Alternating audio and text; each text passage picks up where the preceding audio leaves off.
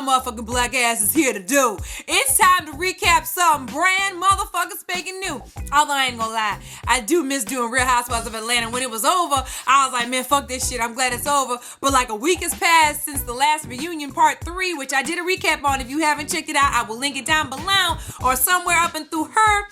And then a week went by and I was like kind of fiending, to talk about Candy and Portia's ass, with her little you know what I'm saying? And so now I'm hoping I can still get the same love that I had for Real Housewives of Atlanta all up and through Love and Hip Hop ATL, which is what we're going to recap today. Okay, now y'all see from the title, I'm a little torty for the porty. Y'all, I done seen the first 2 episodes already. I think this is episode 3. Okay.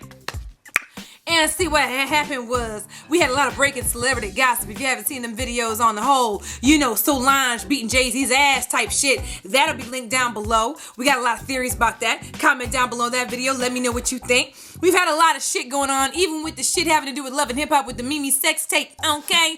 And, I had to, figure out the whole shower rod situation, try a few times for my damn self. If y'all saw me on Instagram, y'all know that shit didn't work. Okay, so here we go. On to Love and Hip Hop ATL.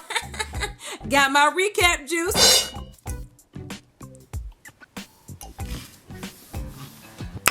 Delicious. So let's go ahead and get this shit started. First up, we got Mimi in her new Cora. She driving around with Nico's old rat-looking ass, okay? And Nico's been hesitant to let Mimi know what the fuck went down in the last episode when Stevie J done, approached him about the whole, media takeout situation with the leaked photos from the little, the little screenshots from the video that done came out. And, Stevie J didn't know they done signed a deal with Vivid Entertainment at the time. So Nico decided at that very moment to let Stevie J know what the fuck went down and that they got a few dollar signs attached to that damn contract, right? So he's been hesitant to tell Mimi about the shit, so he decides to tell her ass in the motherfucking car, right? So he tells her he done told Stevie J what the fuck went down, and of course her motherfucking ass gets heated as fuck, like, why you do that? I don't know why you do that. With her raspy ass voice, okay? Talking about Stevie's not gonna get off of my ass, he's gonna stick to us like white on rice and shit, all upset because that's her baby's father and shit. And Nico's like, look nigga, that motherfucker ain't shit. We about to make this bread, we doing our thing, whatever the fuck, right? Y'all know I got a theory about the whole sex tape situation, right? Since we already done seen episode 1 and 2 and now we heading into 3, let me let you know what the fuck I think the fuck happened, which I'm sure a lot of y'all probably think too, okay? So, from the very beginning of the first episode, they didn't waste no time. I thought they were eventually gonna get into the whole sex tape situation, but that first episode, Nico's ass from season 1 that he was in, I was like, that nigga just didn't seem right to me, like he had an ulterior motive. I'm not saying he went into this motherfucker with his, the intention of doing that specific thing, but when the opportunity presented itself, I think he took full on advantage. So all that shit he talking to her, talking that shit that he done, lost the tape, it was in his bag and shit when they were on vacation, whatever the fuck bullshit ass story he done told Mimi is a bunch of bullshit. I can almost 99.9% guarantee you that nigga's the one who leaked that tape and had intended to do so as soon as they started shooting, okay? Let's be the fuck real. If Mimi wasn't already involved, because like I said in my video about the Mimi sex tape, that shit looked professionally shot. That ain't no homegrown, I'm at home, fucked up angles and fucked up lights type shit. That's some porno ass level type shit. What I think is so fucking funny about the shit is, we got Mimi on the show now with her little new hair, and she got some new titties, you know what I'm saying? She got a new little body on her and shit. She done lost some weight, got herself some little blonde tracks and shit, and she thinks she's hot shit now because she got her little big dick rat ass nigga, okay? And, she getting dick down and shit, and she thinks she's hot shit. But the thing that's so fucking funny is the bitch thing got control of shit. Let's be real. Didn't have control of Stevie's ass. He did whatever the fuck he wants. And she still don't have control of her motherfucking man, because Nico done did whatever the fuck. He gonna do whatever the fuck he wants. Look, she telling this nigga to get the fuck out the car, and he's like, I ain't get the fuck out the car. This is my car, nigga. Look, Mimi, how you gonna debo your ass out your own car? You ain't controlling shit right now. Instead of Nico's ass getting the fuck out the car, this bitch gonna be like, well, you just gonna stay where you are in my brand new car, and gets the fuck out the car, walks down the damn gravel brick road. Ain't that a what? What kind of shit? Okay, so moving on. Now we're with my boy Scrappy Doo-Doo and one of his little ratchet ass girls. What's her name? Erica P. who supposedly is one of his friends, and you know he got a girl that he don't really love, but she loved at him, and that would be Bambi that we done met in the earlier episodes. Okay, so she done invited this Negro over. She done burnt every candle on the planet in her damn house or whatever. He comes in looking like... This nigga looking all scared and shit, knowing his motherfucking ass don't need to be there, okay? And this ratchet ass bitch gonna be like... Does Bambi know you're over here? And this motherfucker gonna be like, look, your motherfucking ass got me nervous and shit. I'm supposed to be hanging out. You know, Bam don't know we here. We supposed to be boys and shit. You know, it's a little too much for me and shit. Right? But you know, I'm gonna have to give props to, you know, my boy for a minute, cause his ass, you know, was trying to back away from the situation, even though you could tell his ass was obviously tempted. Okay, so she gonna, you know, press on and try to get something to go down or whatever, and ask him about the little text messages she get in the middle of the night and shit, talking about I need you and all this other shit, and he's like, bitch, I was drunk. And, you know, shit, the nigga just had to get some shit off his chest. And then she gonna be like, can you love somebody like me? And this nigga gonna be like, I wanna love somebody. Look, at least his ass got out of that fucking shit, okay? Now we got Stevie J and we got Jocelyn, alright? So now we know, right? Or at least we think we know, or at least that's what they want us to think, that they got married, okay? So... first episode actually, you know, they showcased the little castle and shit, and they're living together in marital harmony, okay? DBJ is putting away his Versace, or Versace, his Versace, you know, that fake ass Versace. He's telling her how the conversation with Nico went down. And how he done said that they done made a porno and sold the shit to Vivid. And of course, Jocelyn's ass is like, I know that she has never been that boy, but I would never think that she would go as far as making a sex tape. So they finished talking about that shit, and I guess Stevie wants to have a little get together at the cribbo for Benzino and his new hoe. Hey! So, I guess we gonna see how that goes later on in the show. Moving on. So, we're at the bowling alley with Erica, you know, Scrappy Doo-Doo's ex, and her new boo, O'Shea, the model, okay? And then we got Carly Red, and we got her new man, Young Jock, which... I never really told y'all because I'm in, you know, episode 3 and shit, so I never really let y'all know how I feel about the shit. But I'm finna be real. Why the fuck is Carly Red back on this motherfucker? No one gives a shit about her ass? Okay, 1. 2, why? Why in the world would Young Jock want to even do this damn show? Like, I know we ain't heard nothing from the nigga, but on some real shit, I didn't think Young Jock of all people would do the shit. Like, I don't know the nigga from a can of paint, but I just never really thought I would see Young Jock on this motherfucker, let alone Waka Flocka Flizzame. The fuck? Anyway, I digress. But tell me, for real, comment down below if you really think that Carly Red and Young Jock's relationship is real, because that shit looks fake as fuck. I mean, even when they show them, you know, with Carly sitting on his motherfucking lap and shit, and they trying to act all googly and googly-eyed and shit looks fake as hell, but okay. So they're bowling and shit, and O'Shea's old swole ass takes off his sweater, and when the nigga takes off his damn sweater, you know, showing his little rippling biceps and shit, Young Jock got a hard on and shit when he saw them damn muscles, looking at that nigga like he wanted to touch his man meat. I was like, damn nigga, he was staring more than Carly Red was staring, okay? So now it's the end of the day. They get done with their little excursion, and Young Jock decides to go ahead and offer to pay for the whole thing. And of course, O'Shea's like, nah, nigga, I got it, nigga, I got it, it's all cool. So they're like, all right, bet, holla at your boy, lift a weight, call me, nigga, okay? And now, this O'Shea nigga, okay, this model for hire nigga is gonna turn around to Erica and be like, can I see your card? Okay, boo-boo, I feel you. Nigga swole. Maybe he got a big dick, maybe he don't. I don't know.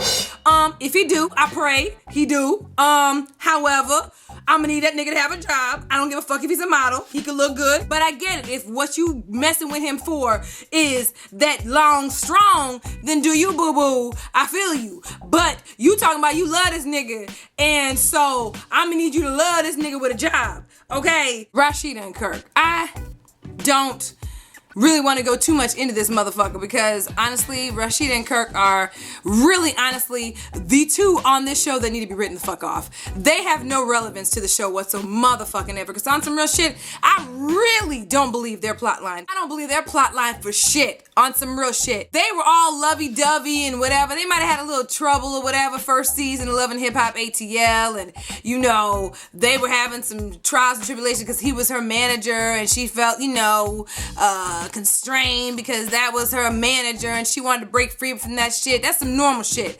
Then they went into season 2 with this old, I don't think that's my baby and shit. And I'm like, that shit don't even seem right. And then your ass is still living with this nigga and you done had his baby and that nigga still don't think that's his baby, nigga. That's the most stupid ass storyline on the planet. The shit just doesn't seem real at all. Period. End of story. Like, I feel like they fishing for their storyline. It's a check, because I see both of y'all niggas got 2 brand new, nice little Mercedes-Benz Jeeps, okay? So you gotta pay them notes. I feel you. So we ain't even gonna go into that. But at the end of the day, the bitch trying to get her ass back into shape. She goes back home. That nigga talks to her about the fact that he thinks it's wrong for her mama to be kissing the baby on the mouth. And she wants to get back in the studio, and he's like, it's too much time and shit away from the kid, and yada yada, whoop-de-woo, moving on. So now we got Carly Red and Young Jock, and they sitting at lunch or dinner or whatever the fuck, and he's all flirting with the waitress who's serving him or whatever, talking about, do I know you from somewhere? And you know, Carly J's old jealous ass, old messy ass is all upset because that nigga's trying to throw his little charm in when he trying to talk to the bitch. So supposedly they try to move in together, and he done started looking at you know, houses that they could either buy or rent or whatever the fuck that they could come and live together, okay? And he's using one of somebody that he's had a video shoot, some bitch named KD or whatever the fuck. Look, this doesn't even deserve much, okay? First and foremost, Carly Red's old thirst bucket ass, okay, is so ridiculous, it's not even fucking funny. Okay, first of all, the damn relationship is fake as fuck, okay? This season, I mean, the first season of the show didn't seem as scripted as this shit. I feel like this entire season so far is a whole bunch of bullshit. Y'all really think them niggas are really in a relationship? I mean, I know that's what they'd like us to believe, but I'm just having a real hard time believing that these 2 motherfucking asses are together for real in real life, trying to buy houses or rent houses to live in and together and shit. So Mimi and Stevie J get together, and they're in some kind of bar, cigar bar, whatever, and I guess this is their sit down after the last time they had a conversation that didn't go so well.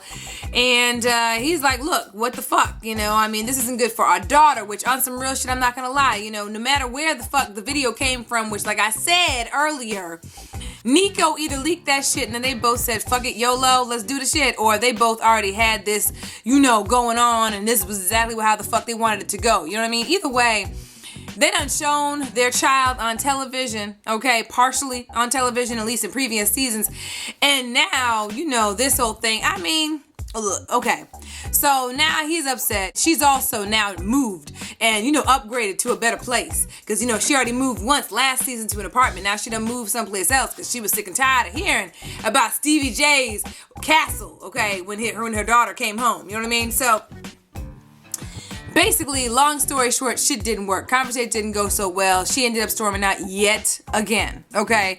After they said whatever the fuck about their daughter. Mama D and Scrappy Doo-Doo. So, and be pregnant or whatever, you know.